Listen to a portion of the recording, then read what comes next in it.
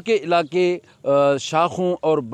سم نالوں کے لیے حکومت بلوچستان کی جانب سے اور محکمہ اریگیشن کی جانب سے کروڑوں روپے بھل صفائی اور کھودائی کے لیے دی گئی ہے، مگر یہاں ضلع صوبت پور میں وہ رقم جو ہے نہ جانے کہاں پر خرچ ہو رہی ہے۔ یہ ضلع صوبت پور کے شہر بازار سے سم نالہ گزرتا ہے، جو گرمیوں کے سیزن میں یہاں سے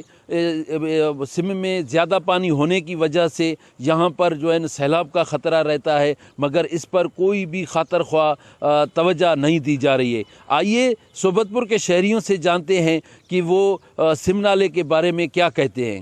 ہاں، ضلع صوبت پور میں بہت سے سیم شاخ نالے ان کی بھل صفائی کے لیے کروڑوں روپے آ رہے ہیں، لیکن افسوس اس بات کا ہے کہ وہاں پہ بہت سے کروڑوں روپے کرپشن کی نظر ہوتے ہیں، لیکن اس میں جو بیک سائڈ پہ میری سیم نالہ ہے، اس میں دونوں طرف سے دیواریں نہیں ہیں، تو ان کے لیے میں گزارش کروں گا سیکٹری ایریگیشن محترم جناب عبدالفتاح بھنگر صاحب سے کہ اس کا تعلق بھی اسی سٹی صوبت پور سے ہے۔ ان سے یہ گزارش کروں گا کہ یہ ان دونوں اطراف سے جو دیواریں ہیں، یہ اگر اس کو پختی دیواریں دونوں اطراف سے 2-3 کلومیٹر کے فاصلے پر اگر لگائی جائیں تو یہ شہر بہت بڑی تباہی سے بچ سکتا ہے۔ بھی سیلاب آتا ہے ہمارے پاس تو دونوں پاسوں میں پانی گھروں کے پاس اور روڈوں کے اوپر چلا جاتا ہے۔ میں سیکٹری بلوچستان سے اپیل کرتا ہوں کہ کروڑوں روپے جو کرپشن کرتے ہیں، اس کرپشن کی وجہ سے یہ ہمارے آفیسر کہاں جاتے ہیں۔ سیکٹری بلوچستان عبدالفتاح بھنگر کو میں اپیل کرتا ہوں، اس کا یہ شہر ہے، صوبت پور ہے، اس کا یہ گھر ہے، میں گزارش کرتا ہوں کہ اس صوبت پور نالے کو دونوں پاسوں میں جو ہیں ایک دیوار لگائی جائے۔ ضلع کے اندر ایریگیشن کے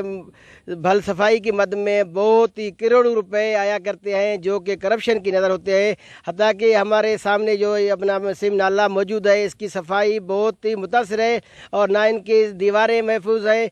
مجبوراً ہمیں ان سے گرمیوں کے موسم میں ان کے دونوں طرف سے یہ پھٹ جاتے ہیں اور ہمیں پورے شہر کو اپنے لپیٹ میں لے لیتے ہیں اور پورا شہر برباد ہونے کے مناظر پیش کرتا ہے۔ اس کی وجہ یہ ہے کہ اس کی صفائی نہ ہوتی ہے۔ کیمرہ ٹیم کے ہمراہ سردار بنگل زئی، وش نیوز صوبت پور۔